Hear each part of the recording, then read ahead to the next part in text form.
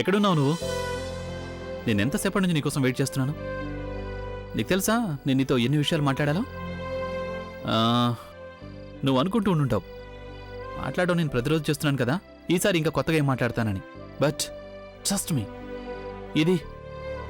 ఇది వేరు. అందుకే అర్థం కావడం లేదు అసలు ఎక్కడి నుంచి మొదలు పెట్టాలో. And you have no idea అసలు నేను ఇవాళ ఎలా ఫీల్ అవుతున్నాను. ఇవాళ నేను స్పెషల్గా ఫీల్ అవుతున్నాను. I'm feeling different. I'm feeling nice. అలాగే ముఖ్యంగా నేను నువ్వేం మాట్లాడడం లేదేంటి? మీరేం చెప్పాలనుకుంటున్నారో చెప్పండి. ఓ, నా మీద కోపంగా ఉన్నావా? అయినా నా బిహేవియర్ తర్వాత నీకు కోపం రావడం సహజమే కదా. కానీ నాకు తెలుసులే నువ్వు నా మీద ఎక్కువసేపు కోపంగా ఉండలేవు అని. అవునా? Okay, I'm sorry. నన్ను క్షమించు తల్లి. చూడు, నాకు తెలుసు నేను నీ మనసుని బాధ పెట్టాను అని. కానీ ట్రస్ట్ మీ, ఇక నేను అలాంటిదేది చేయను. దేనివల్ల అయితే నువ్వు హర్ట్ అవుతావు. నేను అలాంటి మాటలేవి మాట్లాడను ఏవైతే నీకు బాధ కలిగిస్తాయో. నేను మీ మీద కోపంగా ఉన్నానని మీకెవరు చెప్పారు? నేను బానే ఉన్నాను. I knew it. నేను క్షమాపణ చెప్పకుండానే నువ్వు నన్ను క్షమించేశావు. ఏం చెప్పను నేను? నా స్పెషాలిటీ అంతా. అంటే నా ఉద్దేశం నువ్వు మంచిదానివి అని. నువ్వెంత మంచిదానివి అంటే అందరినీ క్షమించేస్తావు. కానీ నీకు తెలుసా నేను ఇవాళ ఎలా ఫీల్ అవుతున్నాను? ఇవాళ నేను సూపర్ ఎక్సైటెడ్గా ఉన్నాను. ఎలా అనిపిస్తోందంటే ఏదో నా జీవితంలో కొత్త ప్రారంభంలా అనిపిస్తోంది. ఎస్, ఇంకోటి తెలుసా, ఇదంతా ఒక్క రాత్రిలోనే జరిగిపోయింది. One night and everything has changed. Wow! ఈయన ఇంత సంతోషంగా ఎందుకున్నారు? ఆయన ఒక్క రాత్రిలో అంతగా ఏం మారిపోయింది? అలాంటిది ఏం జరిగింది ఆయనకి? ఒకవేళ తను కానీ ఈయనకి తన ప్రెగ్నెన్సీ గురించి చెప్పలేదు కదా, బహుశా అందుకే సంతోషంగా ఉన్నారేమో. ఓ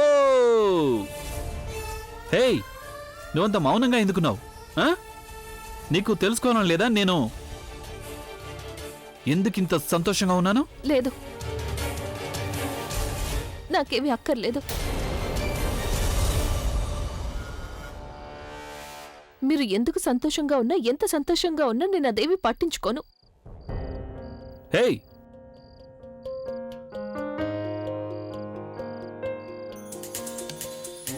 కమాన్ ప్రజ్ఞ, చూడు, నేను సారీ చెప్పేశాను కదా, ఇంకా నా మీద కోపం ఎందుకు? సరే అయితే చెప్పు, నేనేం చేయాలో దాంతో నువ్వు నన్ను క్షమించేలాగా. అలాగే ఏ శిక్ష వేయాలనుకుంటావు వెయ్యి, కానీ ప్లీజ్ నాతో అలా బిహేవ్ చెయ్యకు. Feels where'd. మీ మీద కోపం తెచ్చుకోవడానికి నేనెవరు?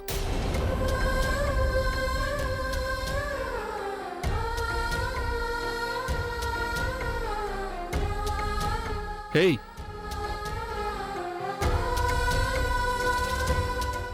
ఏంటి ఏమైంది నీకు? నువ్వు ఏదేదో మాట్లాడిస్తున్నావు. యు ఆర్ మై వైఫ్, నువ్వు నా భార్యవి. అలాగే నీకు అధికారాలన్నీ ఉన్నాయి, ఏవైతే ఒక భార్యకు భర్త మీద ఉంటాయో. భార్యనన్న హోదా ఎప్పుడిచ్చారు మీరు నాకు? నా ఉద్దేశం అదైతే మనిద్దరికీ తెలుసు కదా, మన పెళ్లి ఎలా ఎందుకు జరిగింది అని.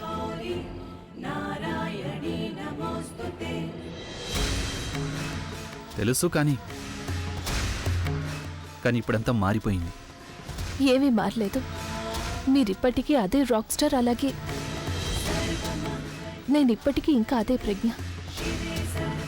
లోకంలో చాలా చాలా మారచ్చు, కానీ ఇక మనిద్దరి మధ్య ఏది మారదు. Stop it Pragya. Enough is enough. నేను ఇందాక నుంచి నీకు చెప్పడానికి ప్రయత్నిస్తున్నాను, కానీ నువ్వు ప్రతి దానికి వక్ర భాషను చెప్తున్నావు. అవును, నాకు తెలుసు నేను ఈ విషయంలో తప్పు చేశాను, నీ ఫీలింగ్స్తో ఆడుకున్నాను. ముఖ్యంగా అప్పుడు ఎప్పుడైతే నీ మనసులో నా గురించి ఏముందో తెలిసిన తర్వాత. నా మనసులో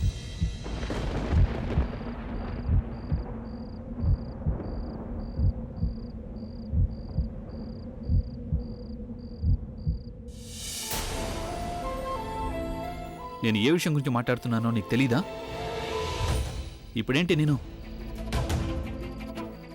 నోరు విప్పి చెప్పాలా? సరే, నేను చెప్తున్నాను. I'm talking about your love for me. నీ మనసులో నా మీద ఏదైతే ప్రేమ ఉందో నేను దాని గురించి మాట్లాడుతున్నాను.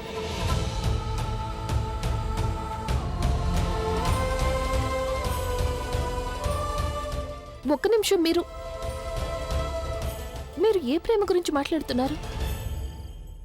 మీరు ఒకవేళ ఆ విషయం గురించి, నా ఉద్దేశం కిడ్నాపింగ్ టైంలో ఆ లేక్ వుడ్ నేను మీకు ఏదైతే చెప్పానో మీరు దాన్ని సీరియస్గా తీసుకున్నారా? నేనేవి మిమ్మల్ని ప్రేమించడం లేదు.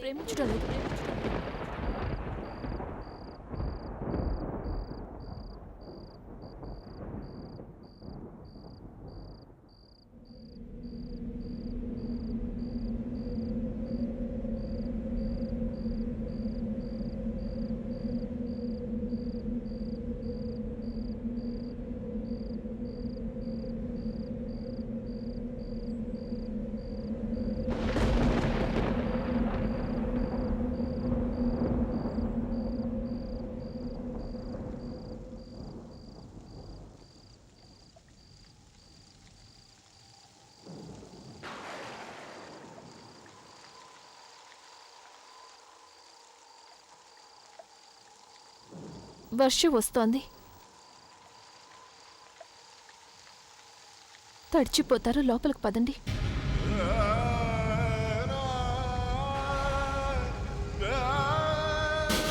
ఇవాళ నేను మొత్తం అంతా చెప్పేయాలనుకుంటున్నాను. ఆ తర్వాత నా ప్రేమ నన్ను స్వీకరిస్తుందో తిరస్కరిస్తుందో నాకు అదేమీ సంబంధం లేదు. కనీసం నేను మీకు మొత్తం అంతా చెప్పేశానన్న సంతోషమైనా ఉంటుంది. I love you. నేను మిమ్మల్ని ఎంతగానో ప్రేమిస్తున్నాను. నువ్వు తమాషా చేస్తున్నావు కదా? మీకేమైందో తెలియడం లేదు. నిజం చెప్పినప్పుడు దాన్ని తమాషా అనుకున్నారు, ఇప్పుడు తమాషా అని నిజం అనుకుంటున్నారు. అబద్ధం చెప్తున్నావు నువ్వు. నాకు బుల్లెట్ తగిలింది, మనం మన ప్రాణాలు కాపాడుకోవడానికి పరిగెడుతున్నాం. ఆ టైంలో నువ్వు తమాషా ఏమి చేయలేవు. కనీసం తమాషా చేయడం గురించి ఆలోచించలేవు కూడా.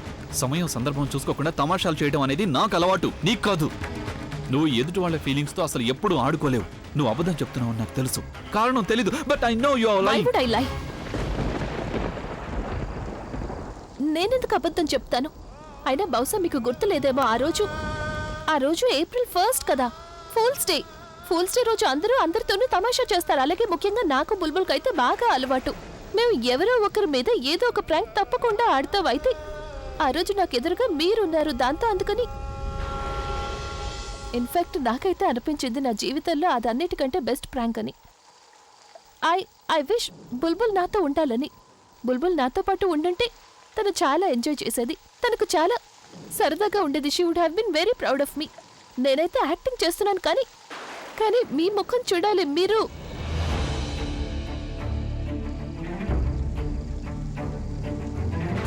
నాకైతే అర్థం కావడం లేదు. మీరు ఎలా అనుకున్నారు నేను మిమ్మల్ని ప్రేమిస్తాను అని? మీరు తనుని ప్రేమిస్తున్నారని నాకు తెలుసు కదా. మీకు మన శోభనం రాత్రి గుర్తులేదా? ఎప్పుడైతే మీరు నన్ను వదిలిపెట్టి తను దగ్గరికి వెళ్ళిపోయారో,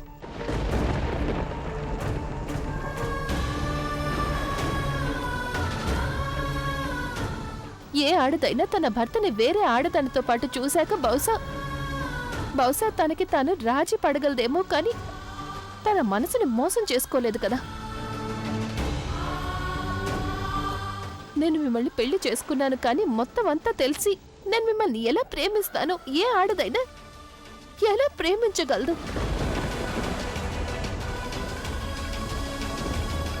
నేను అదంతా సరదాగానే చేశాను. నేను మర్చిపోయాను. ప్లీజ్ మీరు కూడా మర్చిపోండి.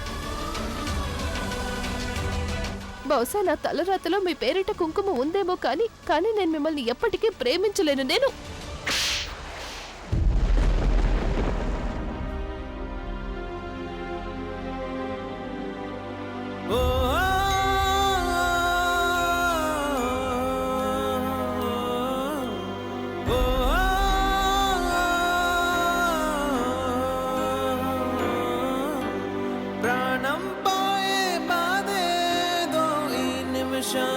తెలిసిందే బ్రతికుండంగనే కోసి నా గుండెను విసిరేసావే. ప్రాణం పోయే బాధేదో ఈ నిమిషాన్నే తెలిసిందే. బ్రతికుండంగనే కోసి నా గుండెను విసిరేసావే.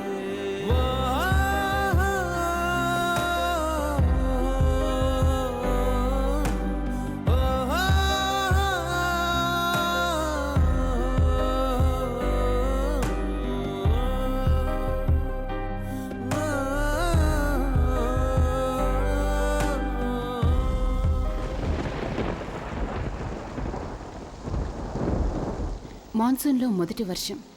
This is so exciting. I wish like earlier times Praveen నాతో పాటు ఉండాలి. అలా ఒకవేళ నాతో పాటు ఉంటే అప్పుడు మేమిద్దరం ఒకటిగా కలిసి ఈ వర్షాన్ని ఎంజాయ్ చేస్తాం. ఇంతకు ముందు ఎంజాయ్ చేసినట్టే.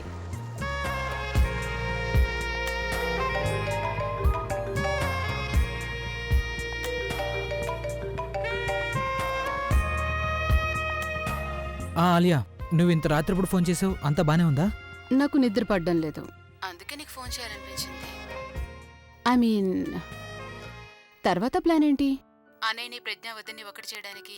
చూడు, ఒకవేళ నాకు ప్లాన్ ముందే తెలిసిందంటే నేను అన్ని విషయాలు ముందే ప్లాన్ చేస్తాను. సో టెల్ మీ, నేనేం చేయాలి? ఆలియా, తర్వాత ఏ ప్లాను లేదు. తను ప్రజ్ఞావతిని ప్రేమిస్తున్నాడని నేను అభిని రియలైజ్ అయ్యేలా చేశాను. ఇన్ఫాక్ట్ ఈ పాటికి అభి తన మనసులో మాట చెప్పేసే ఉంటాడు. What you saying? ఏమైంది నీకు సంతోషంగా లేదా ఏంటి? లేదు లేదు, నా ఉద్దేశం ఏంటంటే మొత్తం అంతా అంత వేగంగా జరిగిపోయింది. నువ్వు అసలు నాకు చెప్పనే లేదు. యాక్చువల్లీ ఆలియా, నేను అనుకున్నాను పొద్దున్నే లేచి వాళ్ళిద్దరి దగ్గరికి వెళ్ళి సర్ప్రైజ్ ఇద్దామని. నేను ఇవాళ ఎంత రిలాక్స్డ్గా ఉన్నానో నువ్వు ఊహించలేవు కూడా. ఇప్పుడంతా బానే ఉంటుంది, వాళ్ళిద్దరి మధ్యకి ఇంకెవ్వరూ రాలేరు. ప్రవీణ్, చూడు బయట ఎంత వర్షం పడుతుందో. నాకేమనిపిస్తుందో తెలుసా? వాతావరణం కూడా కలిసి సెలబ్రేట్ చేసుకుంటుందా అని. గుర్తుందా చిన్నప్పుడు మనం ఎంతగా తడిసిపోయేవాళ్ళము? గుర్తుంది నాకు, మొత్తం రోజంతా. ఎగ్జాక్ట్లీ. ఒక పని చేద్దాం, నువ్వు రెడీ అవ్వు. ఇప్పుడు మనం వర్షంలోకి వెళ్ళి తడుద్దాం. How about that? త్వరగా రెడీ అవ్వు. ఆలియా, ఇప్పుడు బాగా రాత్రి అయిపోయింది. అయినా నేను బాగా అలసిపోయాను. అలాగే రేపొద్దునే బుల్బుల్ చెకప్ కోసం డాక్టర్ దగ్గర తీసుకెళ్ళాలి. అందుకని ఇంకోసారి వర్షం పడినప్పుడు ఐ ప్రామిస్ మనం కలిసి బయటకు వెళ్దాం. కానీ ఇవాళ కాదు, okay? Good night. Good night. అన్నయ్యకి వదిన గారి మీద ప్రేమ కలిగిందా? అలాగే తను కన్ఫెస్ కూడా చేశాడా? హ, అలా ఎలా జరుగుతుంది? మరైతే ఇప్పుడు తను సంగతి అవుతుంది. తనకు చెప్పనా మరి? లేదు, ఇప్పుడొద్దు. ముందు నేను రేపు అన్నయ్యతోనూ ఆవిడ గారితోనూ మాట్లాడతాను. తర్వాత ఏం చేయాలో ఆలోచిస్తాను.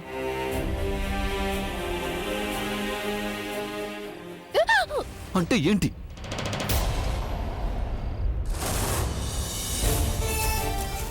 అంటే ఏంటి? నువ్వు ఇన్ని రోజుల నుంచి నన్ను పిచ్చివాణ్ణి చేస్తున్నావా? నువ్వు అప్పుడు ఆడుకోవడం కాదు, ప్రతిరోజు చేస్తున్నావా? Why did you do this to me? How can you make a fool out of me? How dare you? Why? మీరు కూడా ఎప్పుడు అదే కోరుకున్నారు కదా, ఇలా నేను మీ ముందు తక్కువేవి కాకూడదు అని. ఇక మీరు నా నిజ స్వరూపం తెలుసుకోవాలంటే ఇదే నా నిజ స్వరూపం. నేను నిజం చెప్తున్నాను, ఐ డోంట్ లవ్ యూ. నేను మిమ్మల్ని ప్రేమించడం లేదు. Shut up! Shut up! ఇప్పుడు నువ్వు ఒక్క విషయం ఎక్కువ మాట్లాడినప్పుడు నేను నువ్వు నాతోనే కాదు, నా ఫీలింగ్స్తో కూడా ఆడుకున్నావు. నువ్వు నన్ను మోసం చేసావు. మా నాన్నమ్మ తర్వాత నేను కేవలం నీ మీద మాత్రమే నమ్మకం పెట్టుకున్నాను. నేను ప్రపంచం మొత్తానికి చెప్పగలను, ఇదిగో తనొక్కతే ఎవరైతే నా గురించి తప్పుగా ఆలోచించదు అని. ఒక విషయం నేను, ఎంత కష్టం మీదైతే నువ్వు నా మీద నీ నమ్మకం పెట్టుకున్నావో అంతే తేలిగ్గా నువ్వు ఆ నమ్మకాన్ని వమ్ము చేసేసావు.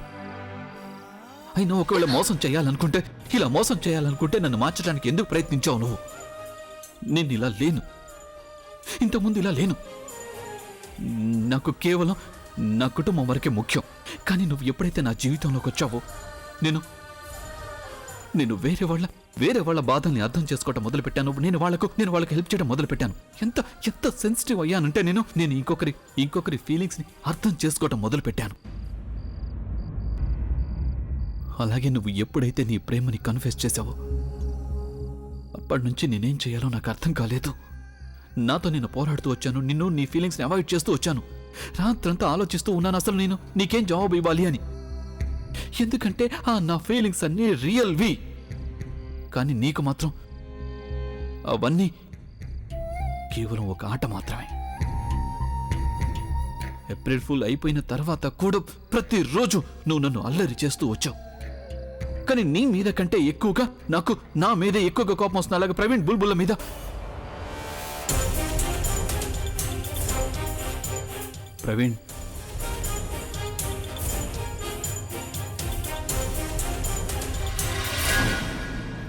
ప్రవీణ్ బుల్బుల్లు నీ గేమ్లో ఇన్వాల్వ్ అయి ఉన్నారా?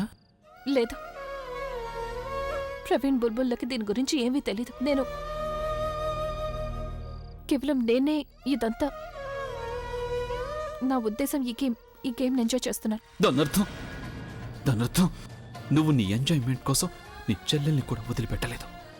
ప్రవీణ్ బుల్బుల్లు ఎవరినైతే ఒకరినొకరు నిజంగా ప్రేమించుకుంటున్నారో నువ్వు వాళ్ళ ఫీలింగ్స్తో కూడా ఆడుకున్నావా? ఏమన్నావు నువ్వు ఇంతకుముందు? నన్ను పెళ్లి చేసుకోవటం నువ్వు చేసిన అన్నింటికంటే పెద్ద తప్పనా? కాదు, నువ్వు చేసిన అన్నింటికంటే పెద్ద తప్పు ఏంటంటే నువ్వు ఒక ద్వేషించే మనిషికి ప్రేమించటం నేర్పించావు. ఆ తర్వాత తనకి ద్రోహం చేసి తనలోని ద్వేషాన్ని మళ్ళీ మేల్కొల్పావు. తనలోని జంతువుని మేల్కొల్పావు. నువ్వు చాలా ఎంజాయ్ చేసావు కదా. ఇప్పుడు నీకు శిక్ష పడాలి. ఆ రోజు నేను గనక నిన్ను కాపాడి ఉండకుండా ఉంటే ఇప్పుడు నేను ఇవాళ ఇలాంటి రోజుని చూడాల్సి వచ్చేది కాదు. ఈరోజు ఎంత బాధ నాకు కలుగుతుందో అంత బాధ ఆ రోజు నాకు బుల్లెట్ తగిలినప్పుడు కూడా నాకు కలగలేదు. I thought this was the best day of my life. But this is the worst day of my life and thanks to you.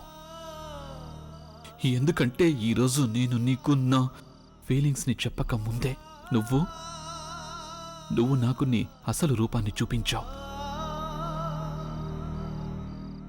ఈరోజు నీకు ఈ బంధం వల్ల నేను ఏమేం నేర్చుకున్నానో నీతో చెప్పక ముందే నువ్వు నాకు లైఫ్లో అన్నింటికంటే పెద్ద పాఠాన్ని నేర్పించావు. అసలు నీకు అన్నింటికంటే ఏదైతే మంచిగా అనిపిస్తూ ఉంటుందో అన్నింటికంటే ఎక్కువ బాధ అదే కలిగిస్తూ ఉంటుంది. నువ్వు నీ ఫీలింగ్స్ని నాతో చెప్పి చాలా సంబరపడ్డావు కదా.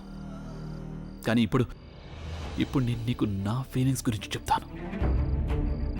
బహుశా అవి విని నీకు ఇంకా సంతోషం కలుగుతుందేమో.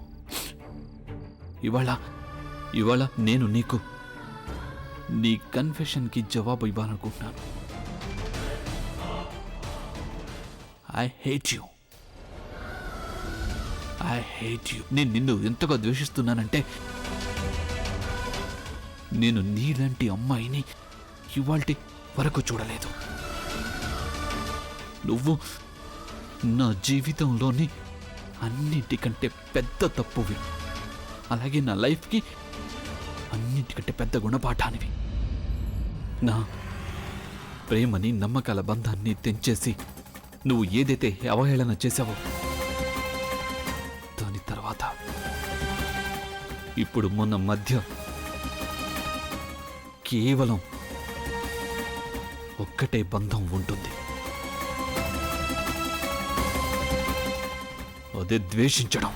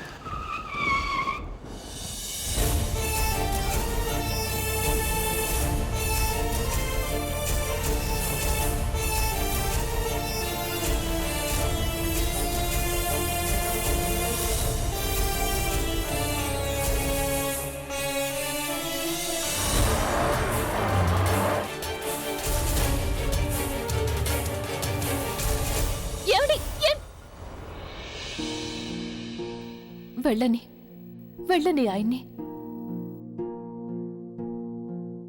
ఇన్ని నెలలుగా నేను ఆయన గురించి ఆ మాత్రం అర్థం చేసుకున్నాను. ఈ సమయంలో ఆయన ఒంటరిగా ఉండాలనుకుంటారని. మా మధ్య భార్యాభర్తల బంధం ఉండకపోవచ్చు, ప్రేమ ఉండకపోవచ్చు, కానీ స్నేహం అయితే ఉంది. అయితే ఆ స్నేహంలో ఆయనకి ద్రోహం జరిగింది. కానీ నేనేం చేయను, తప్పనిసరైంది.